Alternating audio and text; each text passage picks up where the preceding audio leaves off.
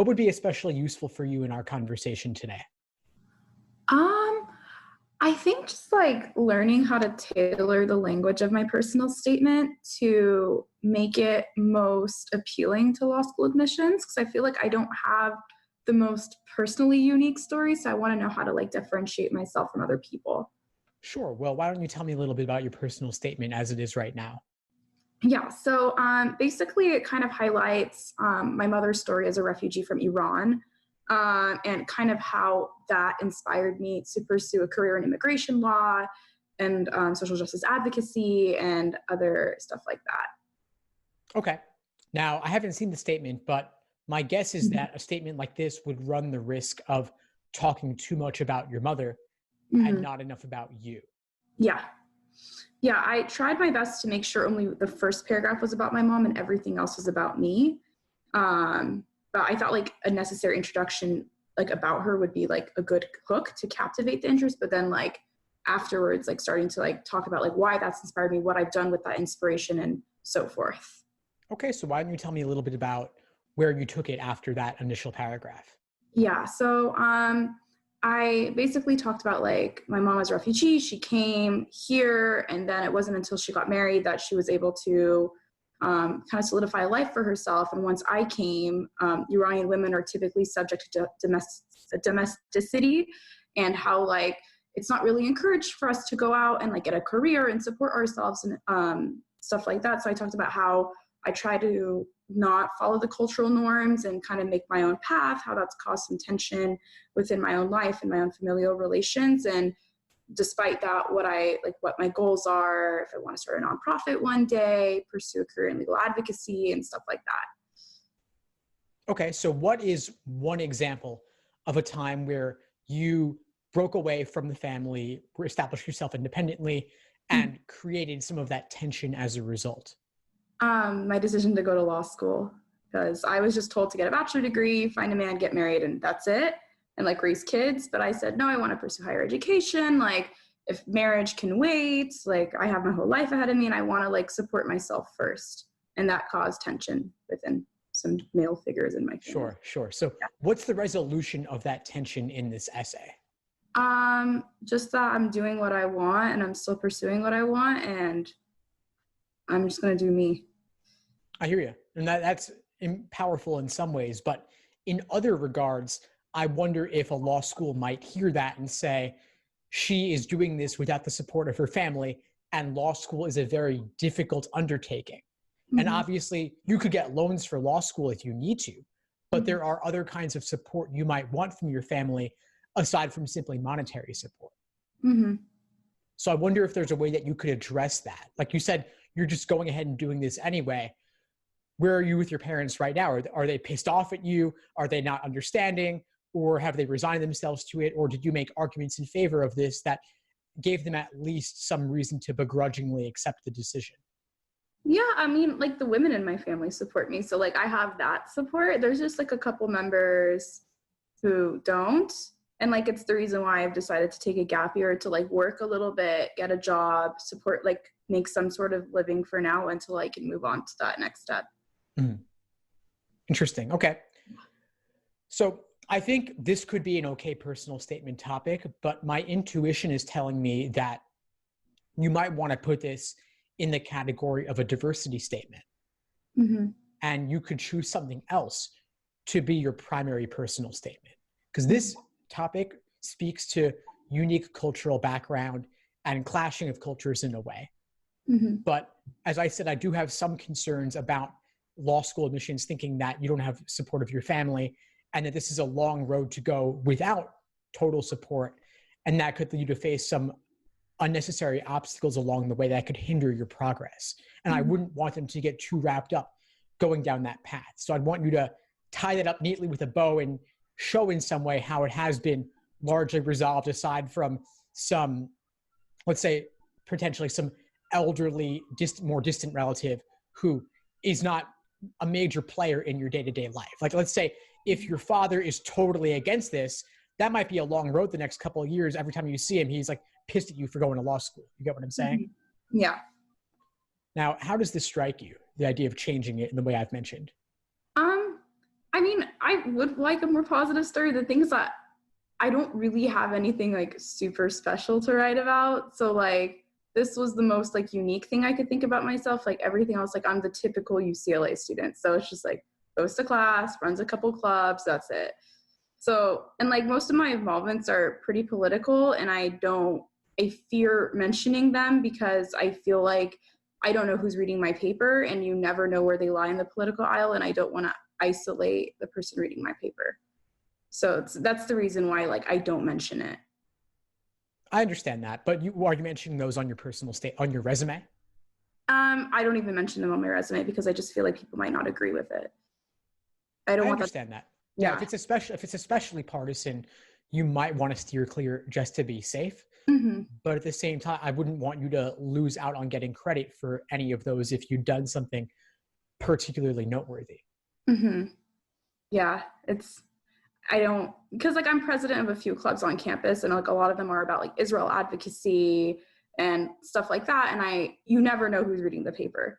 So like, and I don't like, it's very difficult to discuss.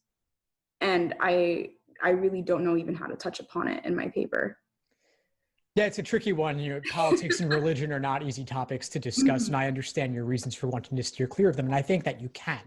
I think there's probably something you can talk about in your extracurriculars or previous career or internship experience that might make good fodder for a separate personal statement. Does anything come to mind aside from the Israel stuff specifically? Not really. I mean, like, I feel like I do what every pre-law student does. Like, I go to school, I get good grades. I don't have like a gut-wrenching story. I haven't like, besides this one issue with like my dad, I have no adversity in my life. I've lived a really good life. So it's just like, I don't know exactly what to mention. Other than the fact like I'm president of Students Supporting Israel at UCLA, and I'm president of like 2 other clubs, but like they're just Jewish clubs. Like they're not like a huge deal. So I don't know exactly how to make myself seem super appealing to like the legal world. Like the Israel advocacy world, I'm super appealing, but like the legal world, like I don't really see how appealing I am. So I want to like make myself stand out, but like it's just the same like story that I hear like everybody say. What about any particular clubs or classes that you took with professors who made a significant impact on you, or any projects you did in that context? They're mostly for my Israel studies classes. So again, I really hesitate even mentioning it because it's such a polarizing topic that like most of all of my like skills and things all come from my background in Israel education, Israel advocacy. Like that's what makes me unique. But I feel like that uniqueness is not really championed in some schools, and I never know who's going to be reading it. Of course. And I ultimately want you to submit an application that you feel comfortable with. But if your Israel advocacy is such a big part of your background and your identity, as you describe it to be, Mm-hmm. it might be worth considering to make it a focal point of your personal statement. And as long as you present it in an objective way, rather than that you're lobbying the admission office to feel a certain way about it, Yeah. I would give them more credit and trust that they will be able to look at it fairly impartially. And keep in mind that also there's rarely one single person reading it. Mm-hmm. And so if it struck someone the wrong way, the other person reading it might be able to balance things out a little bit. And you might also want to say, if someplace is so contrary to your opinions that they wouldn't take you as a result of it, maybe you don't want to go there anyway. That's a true point. Yeah. And given all the activities that you describe, I would imagine there's something there, especially with the advocacy side of things, that could be political or legal in some way. Mm-hmm. Something you've addressed during your time in those activities. Yeah, absolutely. Like I know that's what makes me unique, and like I know through that I've gotten a lot of experience and stuff like that. And I want to mention it so bad because I know I could write a kick-ass personal statement if it was about that. And like I wouldn't have to focus on my mother's story. I wouldn't have to make it so depressing about my dad and stuff like that. So I want to do it so badly, but like it's just like the fear of getting like rejected just because of like maybe the admissions team just doesn't agree with the work I've done. And they're like, oh, she's going to be super polarizing, controversial. We don't want her. So it's a huge fear I have with the whole law school admissions process. I hear you. No, it's real. It's hard to be open and authentic in that way, but Mm-hmm. I would suggest you give it a try. I've met with many admission officers. I speak with them all the time, and I don't get the sense that they're so quick to judge and condemn someone for expressing an opinion that they themselves might personally disagree with. That's not what they're there to do.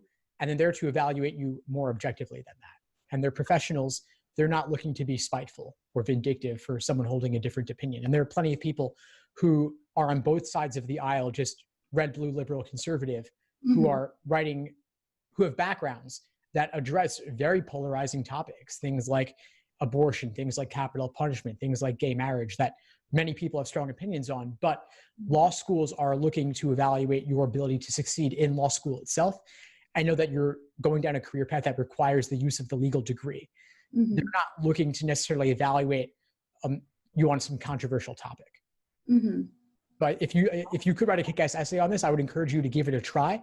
And of course, have people read it over and give you feedback on if it's handling your skill set and your background in a way that will ultimately serve you in the admission process. Mm-hmm. Okay. I can definitely revise and add to it and change it up. And now I'll have also something for diversity statements. So I guess it's two birds with one stone. So I think it's great. I think you've got the makings of several different essay topics that could be good here. Awesome. Great. Thanks. But yeah, that was just my primary concern. And like, now that I'm taking a gap year, I have a lot of time to kind of figure it out. But that was just the main thing, is just like structuring my statement to make me sound unique. And like, not just like every single person who's also interned at a law firm, who's also gone to UCLA, who's also done this. Like, I want to make sure that like I'm different than most applicants. So yeah. Well, it certainly sounds like you are, and both the personal statement and the diversity statement could be killer for you. So yeah, give them both a stab and let me know how it goes. Okay. Thank you so much. I really appreciate it. My pleasure, Jessica. Before we sign off, what would you say is the biggest insight you got from our call today? Definitely the impact that your personal statement makes on people, like not leaving such a sour taste in someone's like mouth after they read it, such as like the kind of depressing nature of my first one, and how it's going to lead the admissions people to think about you and like the judgments that they're going to draw from you after reading it, like if you cannot support yourself through law school and stuff like that. So definitely learning the impact and like the afterthoughts that people are going to have after reading your personal statement. Great. Well, please keep in touch and let me know if I can help in any way as you move forward with these. Absolutely. Thank you so much for your help. Thanks for tuning into the show. Please subscribe if you haven't done so already to be notified of new episodes as I release them. And feel free to reach out if you need anything at all as you move forward with your prep. I'm happy to help however I can. In the meantime, I'll wish you all the best and take care.